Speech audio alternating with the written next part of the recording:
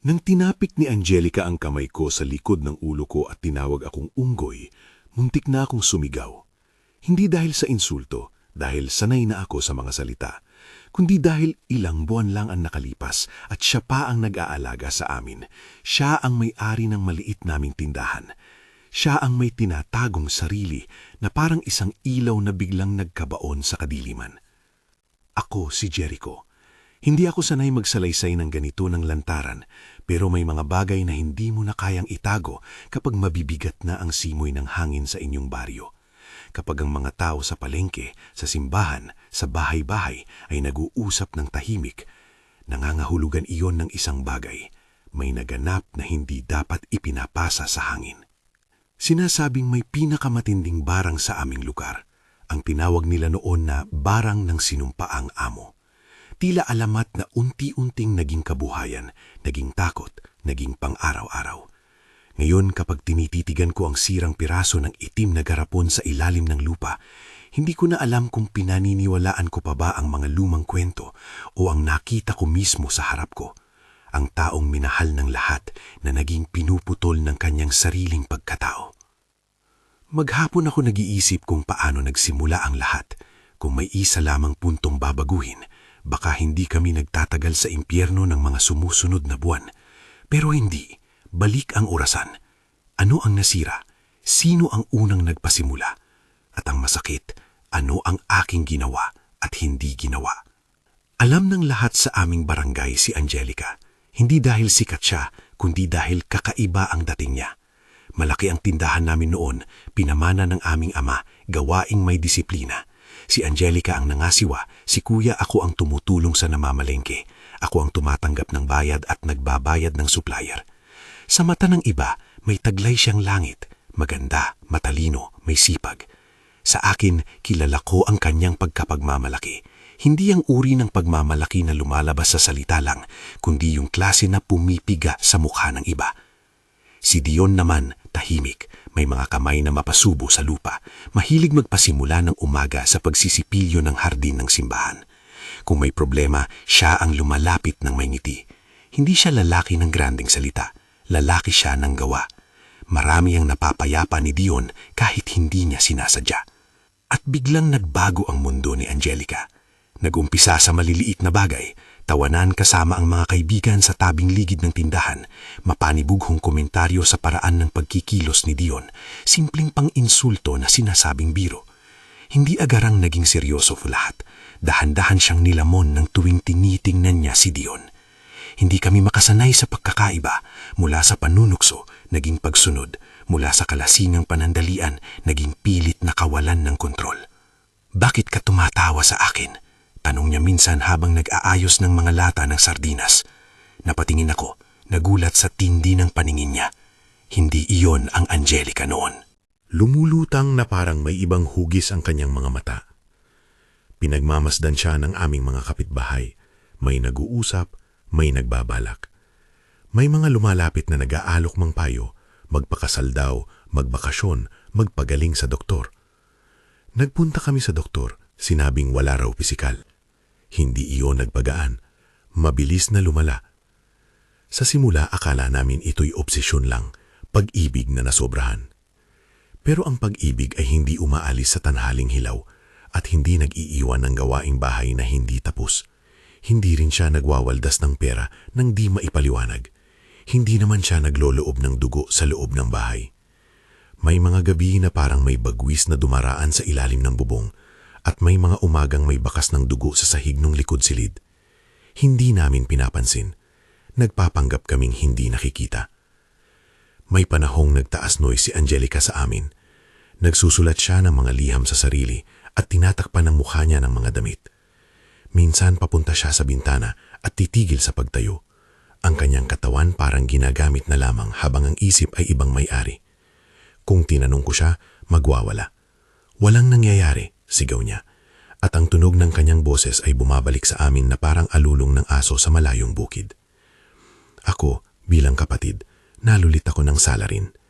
Alam kong may dapat akong gawin at naisip kong kung hindi doktor, baka may taong alam kung paano humupa ang ganon. Dinala namin siya sa Mang Jojo ang albularyo na maraming beses nakakatulong sa mga bata ng baryo sa lagnat, sa mga pamilya sa panlulumpo ng kaluluwa. Hindi ko masukat ang hiwaga na puno ng pag-asa ang puso ko nang pumasok kami sa maliit niyang kubo. Ang bango ng insenso, ang mga poste ng tuyong damo, at ang malamlam na ilaw na tila nag-aanyaya ng lihim. Maaari pang gamutin, sabi ni Mang Jojo pagkatapos ng ilang sandali ng katahimikan.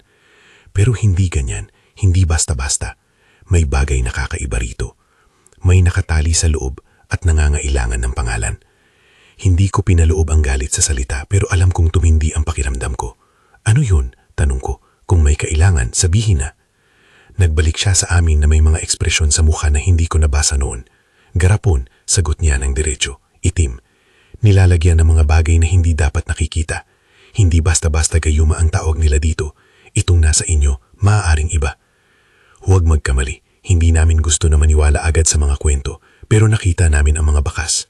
Ang garapon, kung ganun, ay parang ideya. Isang bagay na humahawak sa gusto ng tao, humahawak ng galit. Hindi kami hinayaan ng pangyayari. Nag-organisa kami. Nagplano kami ng paraan para kunin ang garapon at sirain siya nang hindi na muling makapagsakit. Bago pa man namin isakatuparan ng ilan sa mga simpleng hakbang, lumantad ang isang pangalan, si Anita, nanay ni Dion. Lumabas na may malalim na pagkakilanlan sa tinagturing ang barang. Ilang matatanda ang nagngingit-ngit habang sinasabi ang pangalan niya na parang apoy na iniiwasan sa daliri. Hindi kami naniniwala agad pero hindi rin namin nawala ng kaba. Hindi pwedeng ang nanay ni Dion. Sabi ko sa loob ng aking sarili. Si Dion, ang tahimik na nilalang, ang may hawak ng mga tanim na nagpapasaya sa amin. Paano siya magkakaroon ng ganoong ugnayan sa isang bagay na magpapabago sa kanyang ina? Ngunit mga huling linggo bago kami kumilos, nadiskubre ko na may higit pang lihim sa kanilang maliit na bakuran, mga kandila na nakaayos, mga bulok na dahon sa tabi ng punong mangga, at isang gabi na nasilayan ko ang anino ni Anita sa pintuan habang may hawak na itim na bagay na tinabunan ng tela. Ang pakiramdam na iyon na may nag-aabang ay nagbigay sa akin ng kakaibang lakas, hindi para magturo ng paghuhukay, kundi para iligtas ang mundong pilit kinikiskis ng isang damdaming na hindi umiiral. Handa akong pumunta sa pinakaliit na posibilidad na may solusyon. Handa akong sumunod sa payo ni Mang Jojo.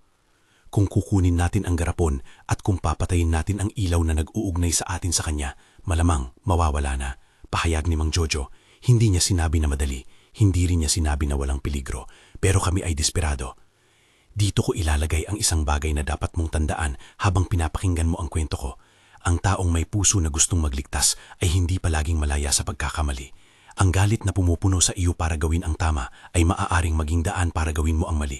Sa amin, ang hangganan sa pagitan ng dalawang iyon ay manipis. Bago kami kumuha ng garapon, nagplano kami ng mabuti. Kailangan ng sakripisyo ng oras, ng katahimikan, at ng ilang bagay namin na hindi namin maibabalik. Pinakilos namin ang mga alagad ng loob. Si Tristan na kaibigan at abogado tumulong sa pagkuha ng pahintulot mula sa landlord at pag-aaral kung sino-sino ang papayag na makialam. Si Dion mismo, na bagaman hindi sigurado, pumayag dahil ayaw niyang maging sanhi ng pinsala sa mga tao. At si Angelica, na noon ay hindi namin lubos na maunawaan kung bakit napaka-absorbo sa pagkuha ng garapon tulad ng isang taong pinahihirapan ng kapangyarihan. Hindi ka dapat humarap sa kanya ng mag-isa, sabi ni Tristan sa akin habang naglalakad kami pa uwi mula sa simbahang liwasan. May mga bagay na hindi legal, may mga bagay na delikado. Kung may gagawin kang destruksyon, dapat may plan B. Ako sa pagkasuklam at pagod, tumanggo lamang. Hindi kasi ako nakakatulog sa gabi. At habang lumalalim ang gabi, unti-unting sumisilip ang ilan sa mga kasagutan na palihim na naglalakad sa paligid namin. May mga taong nag-aabang sa kabundukan, may mga nagtatago ng lihim sa loob ng dibdib. Ang garapon ay hindi lamang imbensyon, may takip ito ng kasaysayan ng galit at pagtalikod. Isang gabi, napunta kami sa bakuran ng pamilya ni Anita.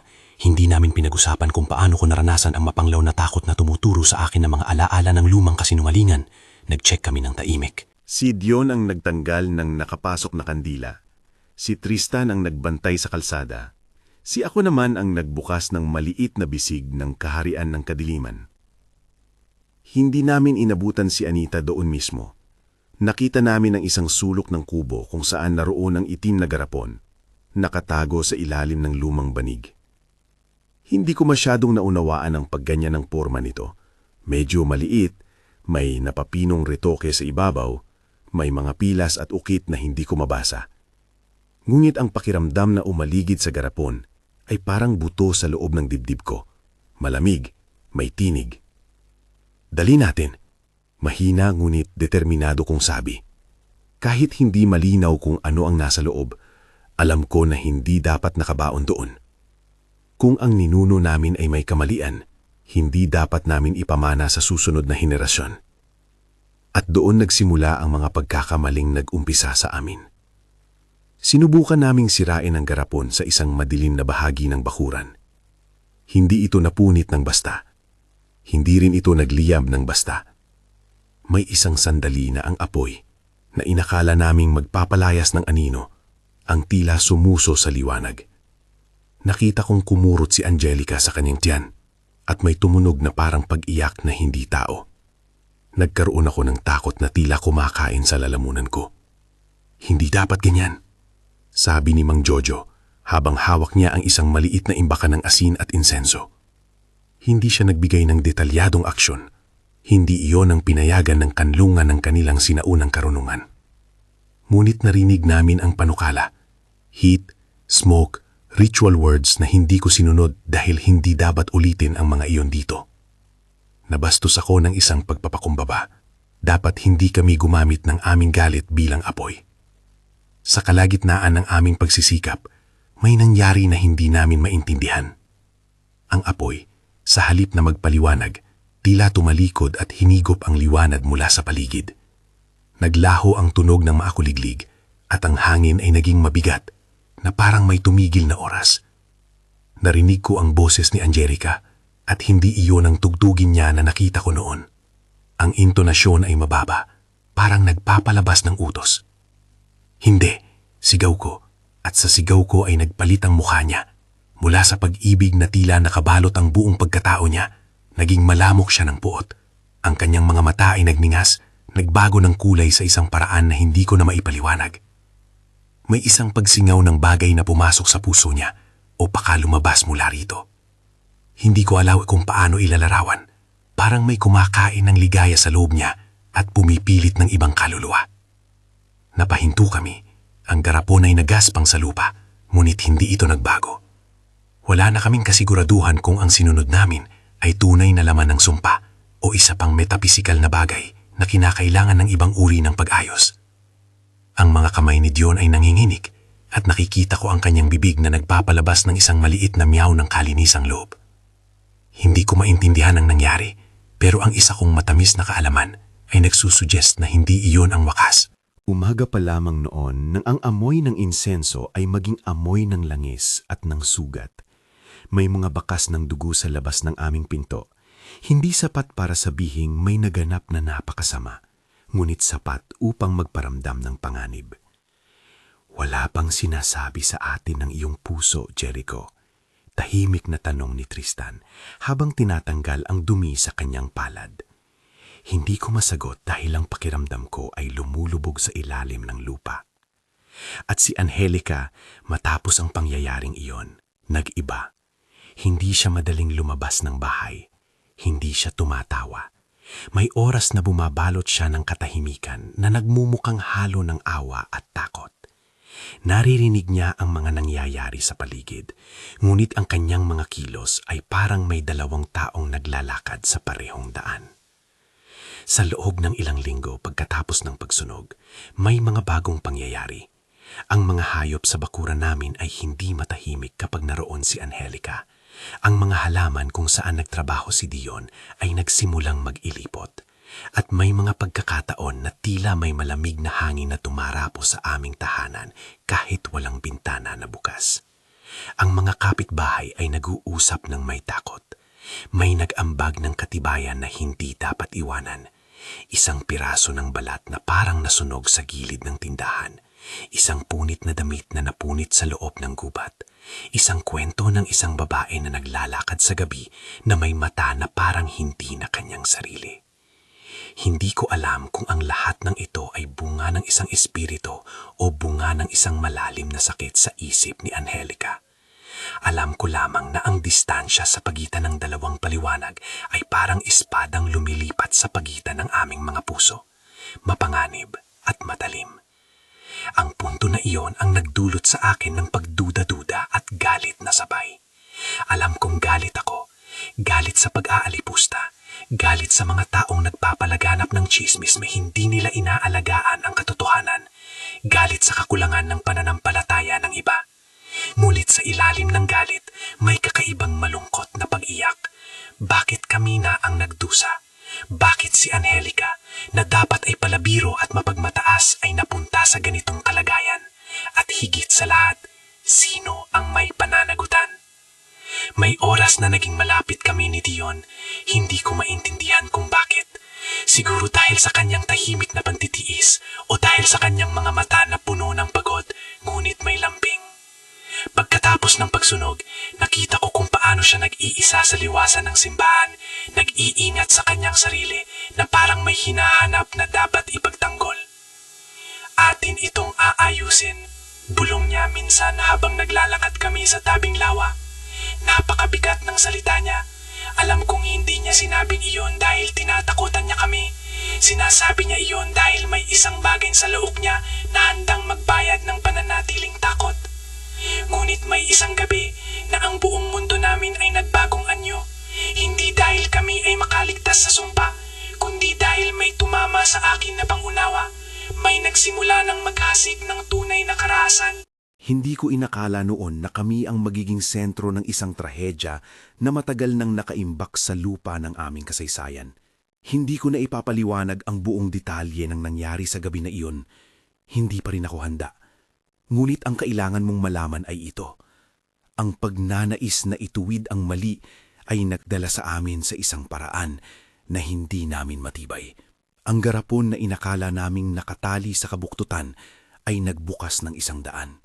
At sa pagdikit ng daan na iyon sa puso ng isang tao na pinakamalapit sa amin, nag-iba ang tadhana ng lahat. Kung naroon ka rito, alam mong ang kwento ay hindi matatapos sa simpleng pagsunog ng palamuti. May puntos ng paglipas, isang sandali na hindi madali ilarawan, kung saan ang mga desisyon ng tao ay magiging mga marka ng dugo sa lupa. Habang sinusulat ko ito, hindi ko pa rin makalimutan ang pagkislap ng mga mata ni Angelica, ang pagkurog ni Dion, at ang katahimikan na sumunod sa tunog ng bubong na nagmumukhang pumipigtas sa hininga. Kung ang kwento kong ito ay pumapasok sa isip mo, mananatili ka ba? Kung gusto nyo ng ganitong tunay na kwentong kababalaghan, mga kwento na hindi puro panibugho at hindi din puro haka-haka, mag-subscribe at sumama kayo sa akin.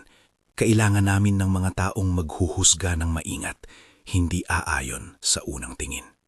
Matapos ang paanyayang iyon ay nag-umpisa kaming magplano ng mas malalim. Kung ang garapon ay hindi nasunog ng tama, dapat malaman kung ano ang tunay na laman nito. Dapat kaming maghanap ng pinagmulan. Dito lumitaw ang pangalan ng isang tao na matagal nang nakatago sa mga anino, ang ina ni Dion, si Anita.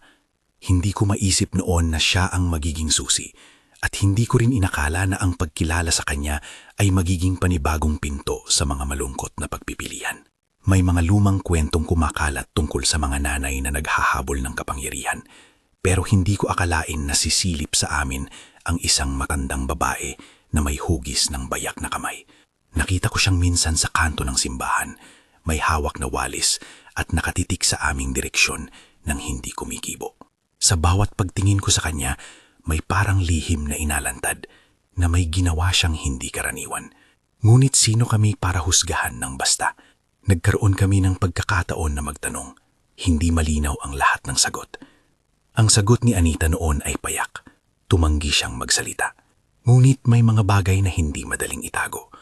Ang mga bato sa ilalim ng malabay na dumi, ang marka sa sahig ng loob ng bahay nila na parang may pinangyarihan na hindi namin matukoy. May isang piraso ng gawaing napulot namin, isang piraso ng tela na may usok pa, na sapat para palakasin ang hinala. At doon umusbong ang dilema. Kung itutuloy namin ang paghahanap sa pinagmulan, maaring mas marami pang sugat ang mabuksan.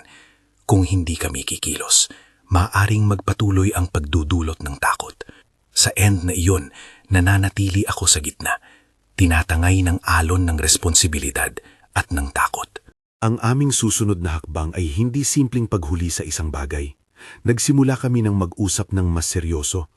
Kung pupuntahan namin si Anita, paano kami papasok? Ano ang gagawin kung makulong ang aming kapatid? Ano ang gagawin kung mali ang aming inakala at ang resulta ay hindi lamang pag-aalis ng sumpa, kundi pagkaligo sa dugo? Nagkaroon kami ng maraming gabi ng walang tulog. At sa gabing iyon, may isang bagay sa loob ko na nagwika. Hindi kami dapat maging mga hukom.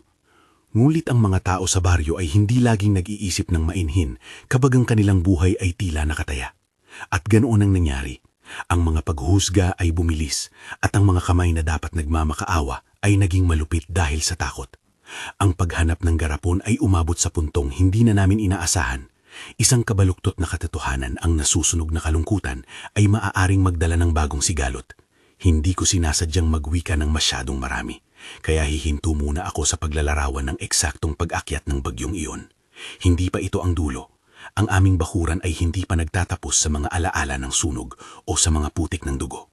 May isang pag-igting na bubukas sa susunod na araw, isang sandali kung saan ang ilan sa amin ay hahawak ng matinding desisyon at ang ilan naman ay magtatamo ng mga sugat na hindi madaling maghilom. Bago ako magtapos sa bahaging ito ng kwento, kailangan kong sabihin, kapag sinabi ng tao na may pinakamalakas na barang, hindi nila basta-basta sinasabi iyon dahil nagustuhan nila ang palabas.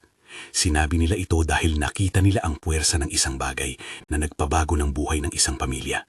Ang garapon na iyon, ang or-itim na garapon ng sinumpaang amo, ay hindi lamang isang bagay. Ito ay simbolo ng galit, ng kahihiyan, ng isang kahon ng lihim na nagbukas at nagpakawala ng mga hayop na hindi namin kilala. At sa pagdilim ng gabi, habang tinatangkang itabi ang sarili ko sa likod ng mga pader ng bahay namin, naramdaman ko ang isang bagay na sobra sa sarili kong takot. Ang pagkakamali ko bilang kapatid. Tanong ko sa sarili, pinapangangalagaan ko ba si Angelica o pinapahamak ko siya? Hindi pa natin napupunta ang pinakadulong-dulo ng trahedya. Ngunit sa puntong ito, kapag tahimik na ang lahat at naglalakad ako sa gitna ng halaman na dati naming pinagmamalaki, nakikita kong may bakas na hindi mamamatay agad. May isang malalim na sugat na kailangang gamutin at hindi sapat ang apoy ng isang gabi o ang panalangin ng isang tao. Kailangan ng pag-amin, kailangan ng pag-ibig na handang magbayad ng presyo. Hindi ako naghahanap ng awa, hinahanap ko lang ang pangunawa. At kung babasahin mo pa ang susunod na bahagi, makikita mo kung paano namin hinarap ang alon na aming sinimulan at kung paanong ang mga desisyon ng mga taong minamahal natin ay nagdulot ng mga aral na hindi madaling bitawan. Kinabukasan matapos ang mga nagdaang gabi, nagising kami sa isang bagong uri ng pagod. Hindi yung pagod na natutulog at gumising lang, kundi yung pagod na kumakawala sa buto. Hindi ko na mabilang kung ilang beses akong nagising at naglakad palabas ng bahay para lang tumingin sa paligid. Baka may matapa, baka may nagiiwan ng bakas na magpaalala muli ng natutulog naming bangungot. Ngunit ang baktas ng pagod ang pinakamalalim, parang paa na gumapang sa putik na hindi nawawala. Mabilis kaming nagplano noong araw na iyon, hindi para itago ang aming pagkukulang, kundi para kumuha ng direksyon bago pa kami tuluyang mabunot ng usok at tsismis. Nagpasya kami na kausapin si Anita ng harapan. Hindi namin hinahanap ang alitan. Gusto lang naming malaman sa paraang malinis kung ano ang nasa likod ng garapon at kung bakit umiiral ang bigat na iyon sa paligid ng aming lugar. May galit, may takot, may paghanap ng pagbalik sa dating buhay. Hindi ko alam kung sinasaktan ko siya o sinasaktan ng takot niya ang akin. Naglakad siya pabalik sa kung saan siya nagmula at iniwan kaming nakatingin na parang grupo ng mga bata na hindi nakatapos ng laro. Bumalik kami sa bahay. Nag-iba ang liwanag. May bigat na bumagsak sa mga butas ng aking dibdib. Alam ko sa paraang walang sino man ang maaaring magmakaawa.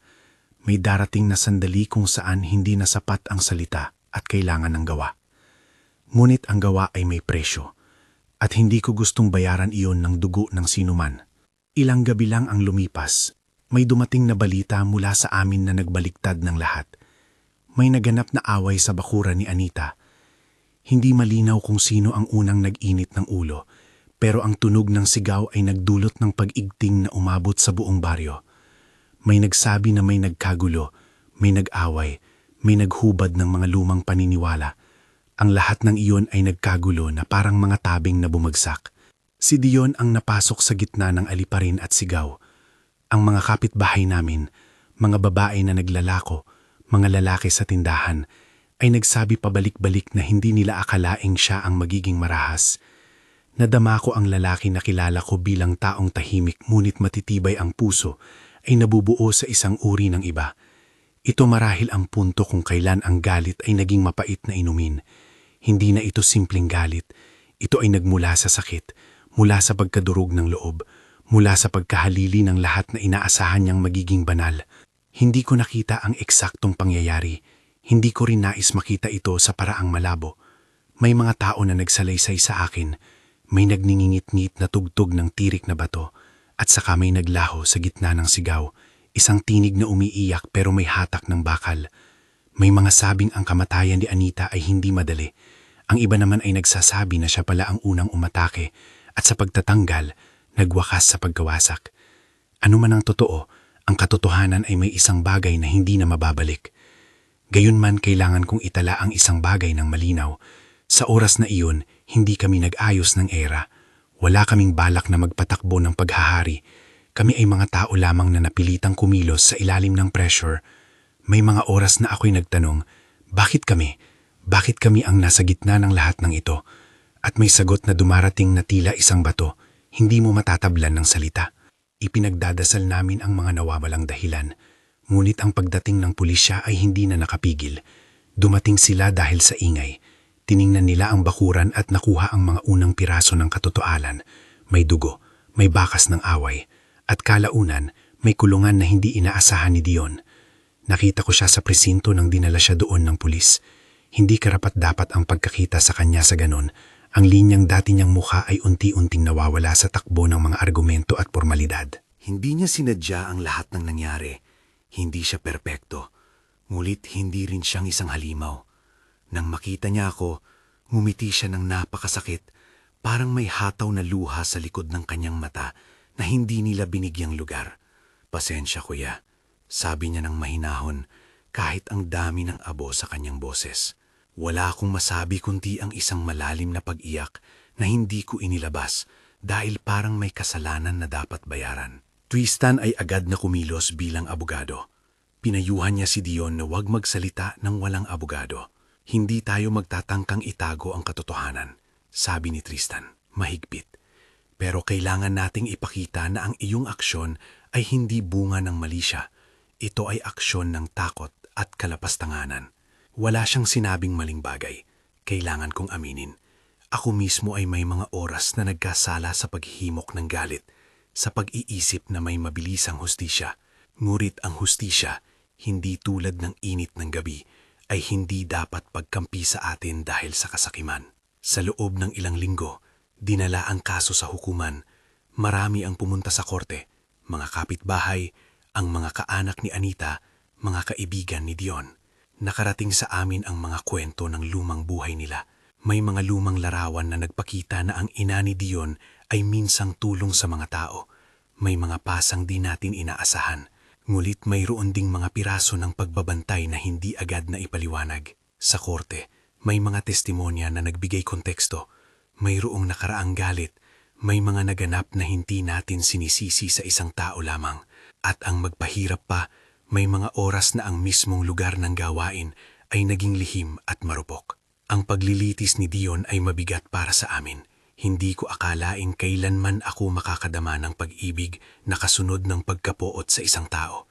Nakita ko ang mga mata niya sa courtroom na parang naghahanap ng tinakbuhan niyang lugar na kailan may hindi niya naibigay. Sa isang pagkakataon, lumapit siya sa akin sa labas ng korte at hinawakan ang aking kamay ng mabigat. Kuya, ani niya, ang ginawa ko, hindi ko sinadya. Nais ko lang itigil ang sakit. Hindi ko alam ang tamang tugon. Ang tamang tugon ay naglalaman ng batas at pag-ibig at sa oras na iyon, nabigo ako. May isang linya ng puso na kailangang harapin. Ang galit na nanggagaling mula sa pangiinsulto kay Dion. Mga maliit na bahagyang puna, mga pagbibiro na dinamikmaan ng kanya. Kung wala sila, baka hindi nag-umpisa ang ikot na iyon. Ngunit hindi rin ito dapat gawing dahilan upang magbenta ng buhay. Ang no choice na pagpili ng kamay na kumilat ng dugo ay hindi dapat ginawang tagumpay. Ang sentimento ko ay nag-iba.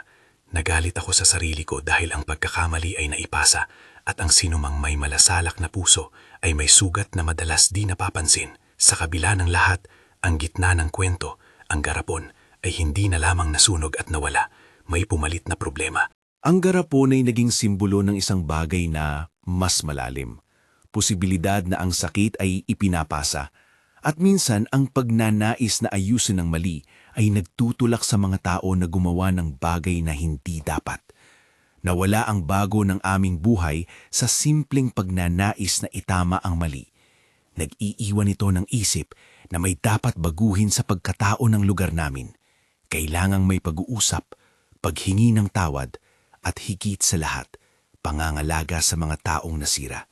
Habang tumatagal, may sinimulang baguhin sa loob ni Angelica. Hindi ito mabilis, hindi rin ito marahan at katiyakan. Ang pagbabago niya ay parang pagtubo ng damong nagtitiis. May mga oras na bumubukatkad, may oras na natutulog, ngunit sa wakas ay may simula. Nagiging maliit ang mga ngiti niya. Nagpapakita ng pagod na pag-ibig, at dahan-dahan ay bumabalik ang ilang mga dating gawain. Tinatanggap ko ang bawat pagtingin sa kanya na may takot at may pag-asa.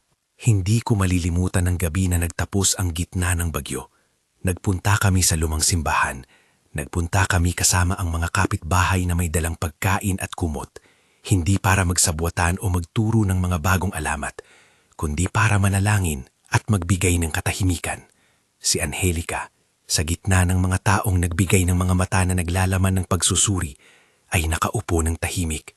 May hawak siyang kamay ko at hindi niya ito pinakawalan. Sa maliliit na sandali, naramdaman ko ang the simplest confession. Kuya, pasensya.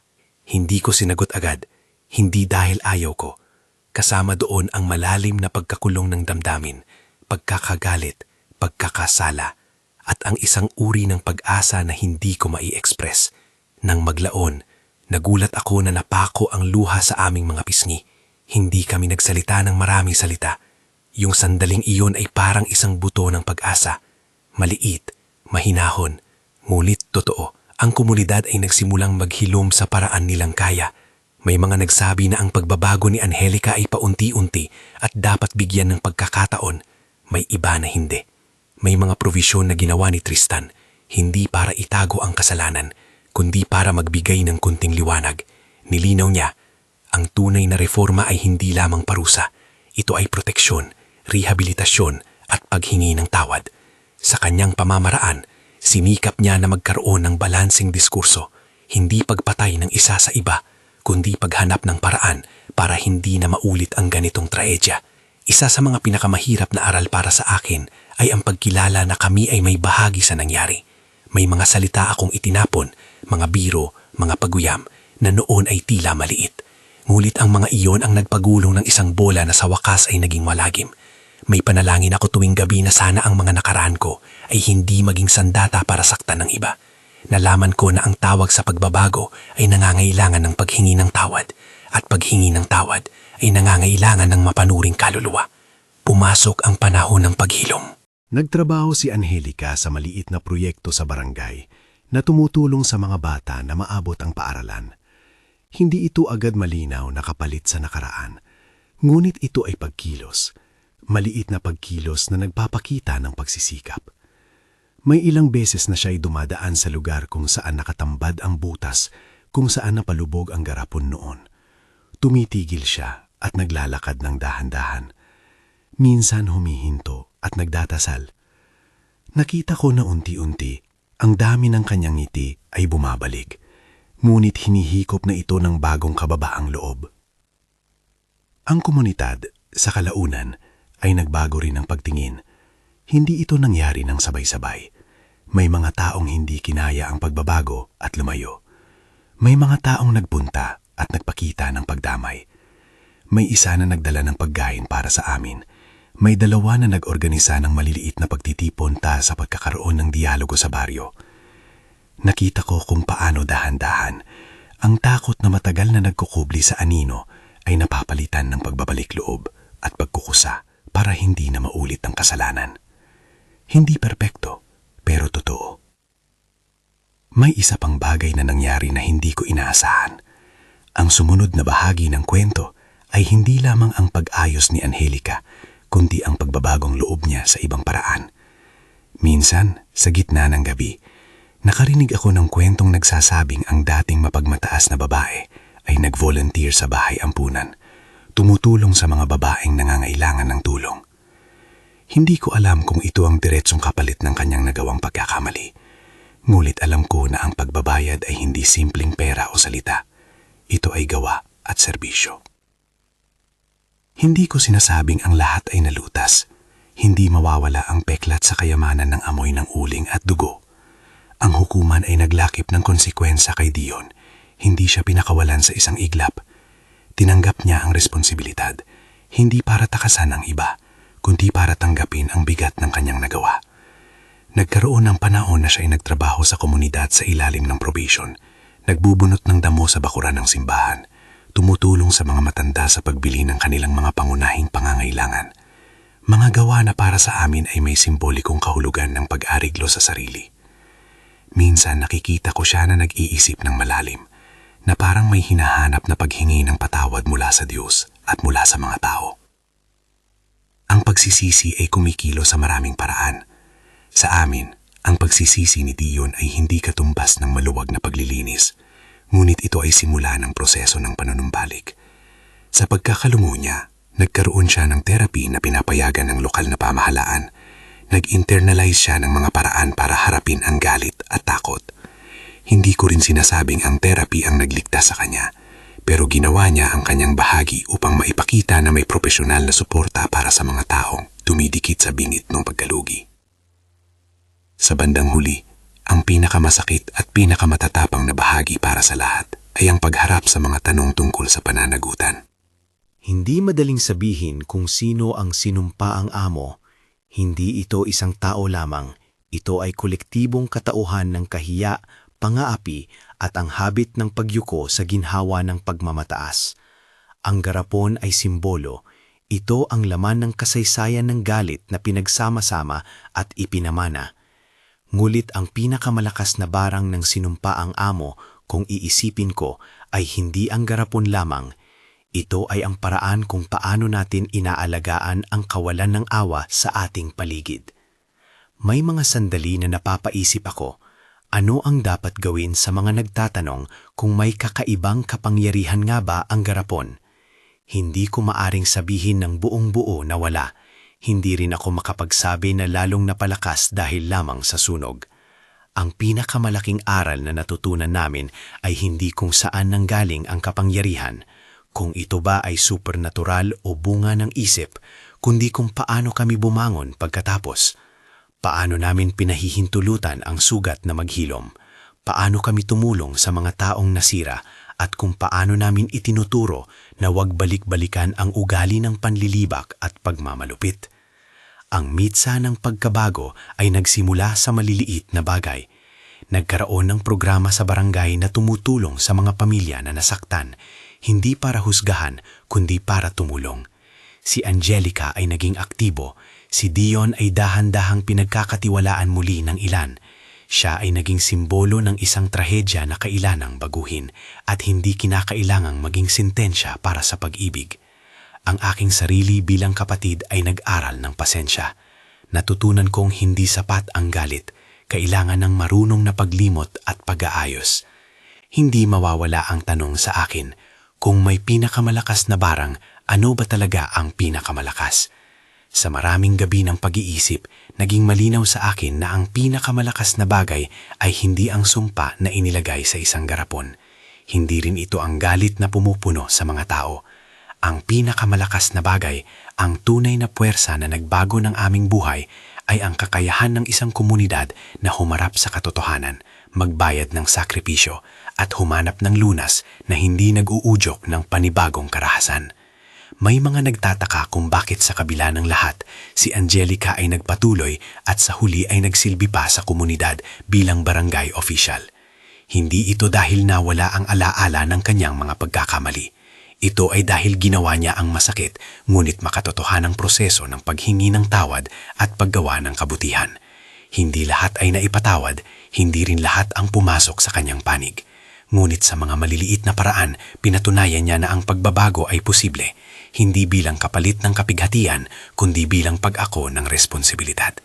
Sa isa sa mga pagpupulong ng barangay, naalala ko pa ang kanyang pananalita na may hawik ng pag-iyak. Hindi ako magiging santo, ani niya, pero sasabihin ko, hindi ako gusto na gawing mito ang aking kasalanan. Gusto kong magtrabaho, gusto kong tumulong, gusto kong bumawi. Marami ang napatingin sa kanya nang mag-iba ang tono niya. Ngunit ang ilang tao ay nagpatingkad ng luha. Hindi lahat ng salita niya ay tinanggap, ngunit sapat para magtanim ng butil ng pagbabago. Hindi nawawala ang alala sa garapon. May isang gabi na bumalik ako sa lugar kung saan namin inilagay ang mga pira-piraso nito pagkatapos ng sunog. Mga maliliit na bato at abo na kinahantungan ng kadiliman. May hawak akong maliit na bato at napag-alangan ako. Itatapon ba namin sa ilog, ililibing muli o iiwan bilang babala? Sa huli, inilibing namin ito sa ilalim ng lupa, kasama ng isang maliit na plaka na may nakasulat. Dito nagwakas ang alamat na may sakit.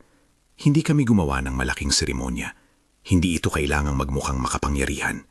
Sa halip, gusto naming gawing simpleng aral. May hangganan ang mga bagay na dapat itago.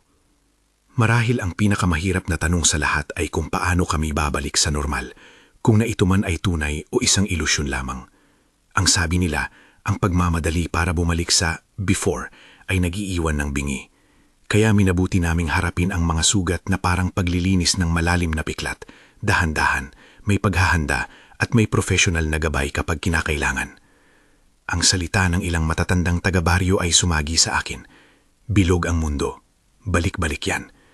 Kahit na paulit-ulit ang sentimentong iyon, may iba ring punto. Ang mundo ay bilog at bawat galaw natin ay may kabalit.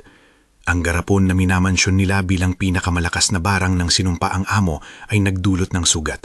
Pero hindi ito ang huling salita ng aming baryo. Ang huling salita ay komunidad, kung paano kami magbabalik ng pananampalataya sa isa't isa. Isang araw, ilang taon matapos ang buong pangyayari, tumuntong ako sa maliit na entablado ng piyesta ng barangay. Hindi ako makapaniwala na ako ang magsasalita. Naging saksi ako sa lahat. Ako ang nagmaterya ng nakaraan. Tumayo ako at huminga ng malalim. Hindi ako sumasalita para maghusga. Sumasalita ako para magpaalala. Hindi natin dapat maliitin ang kapangyarihan ng pandilibak, ani ko sa harap ng mga tao. Hindi natin matutulungan ang biktima kung tayo mismo ang magtatayo ng kanilang salot. At higit sa lahat, huwag nating ituring ang mga bagay na hindi natin nauunawaan bilang dahilan para patayin ang iba. Marami ang nakikinig, may mga lumuluha, may mga hindi kumikibo. Ngunit ang layunin ko ay malinaw, hindi ko hinahangad na palakihin ang galit, hinahangad ko ang pag-unawa. At sa huli ng aking munting talumpati, sinabi ko ang isang bagay na palagi kong inihisip kapag tumitingin ako sa hukay na kinalalagyan ng garapon. Ang pinakamalakas na barang ay hindi palaging nasa lupo ng itim na palayok.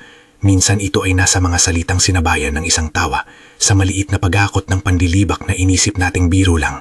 Kapag numingiti ka sa isang tao dahil sa kanyang mukha o damit, baka nagtatangkang mong itanim sa puso niya ang isang bagay na hindi mo na matanggal. Kung may kapangyarihan ang barangay namin noon, ngayon may kapangyarihan din kaming mag-ayos. Alam namin na kailangan ng oras at babayaran namin ang kwenta ng pagkakamali. Hindi ko nais na ang kwentong ito ay magmukhang pagtatapos ng pelikula. Ito ay hindi. Ito ay bahagi ng buhay na kailangan nating harapin ng may paliwanag at may pag-asa. Ang pag-asa namin ay hindi isang pangakong walang sikap. Ito ay pagpapasiya na gumawa ng tama kahit na masakit. Ang garapon ay natabunan. Ang hukom ay nagbasya batay sa batas. Ang dusa ay naibahagi. At may ilang bumangon na hindi makalakad ng normal pa. Ngunit may mga bagong simula rin. Sa pagtatapos, may isang maliliit na detalye na palagi kong dala sa aking bulsa. Isang maliit na piraso ng tela na nakita namin noong unang raids. May usok pa sa gilid noon. Hindi ko inisip na tatamaan ako noon ng emosyon, pero nang hawakan ko iyon, naalala ko ang init ng gabi, ang pag-ikot ng mga kwento at ang tunog ng pag-iyak ni Angelica. Binago niya ang sarili. Nagbago rin kami. At hindi namin pinili ang pinakamadaling daan. Ngulit ang landas na iyon ay tumuturo na kahit ang pinakamalupit na sumpa, kahit ang pinakamalakas na barang, ay hindi dapat magdikta ng ating buong buhay. Kung ang kwento namin ay nagdulot sa iyo ng isang pag-igting sa dibdib o nagpaalala sa iyo ng isang tumbling na alala, hindi ako sasabihing may simpleng solusyon. Ngunit hihilingin ko na kapag nakakita ka ng iba na tinatawanan o minamaliit, alalahanin mo ang maliit na garapon na nagbago sa amin. Huwag nating maging sanhi ng bagong sumpa. Maging maingat, maging mapagkumbaba, at higit sa lahat, humanap ng paraan upang maghilom na hindi nag-iiwan ng dugo. Kung may sarili kang kwento na may katulad na maramdaman, kung nakaranas ka man ng panlilibak, ng pagdaramdam ng galit o ng pagkakasala, ibahagi mo naman sa comments.